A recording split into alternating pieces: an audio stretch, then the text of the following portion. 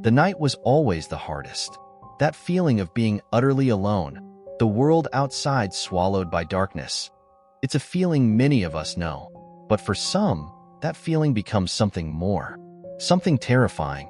This is a true story, a story that will make you look twice at your own windows.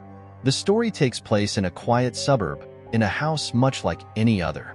A family of four: Sarah, the mother; Mark, her husband; and their two young children, Emily and Tom. They were happy, content, until the unease began. It started subtly.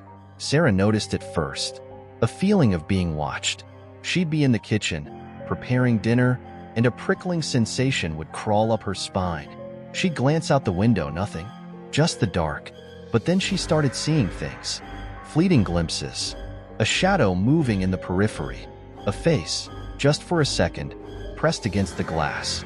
At first, she chalked it up to stress, her imagination playing tricks, but the feeling intensified. The scratching she thought she imagined grew louder, more persistent. It started coming at night, a rhythmic tap, tap, tap against the bedroom window. Sarah started having trouble sleeping. Every creak of the house sent shivers down her spine. She tried to tell Mark, but he dismissed it, assuming she was overworked. "Just the wind, honey," he'd say. But Sarah knew it wasn't the wind. Then, little Emily started to complain. She said she saw a man outside her window, a man with eyes that never blinked. She drew a picture of him, a crude rendition, but the terror in her drawing was palpable. Mark became concerned but reasoned that it could just be a bad dream. But the incidents escalated. One night, Mark finally saw it, a silhouette, tall and gaunt, standing just outside the window, watching them with an unnerving stillness. He rushed outside, but there was nothing there, just the silent street and the dark.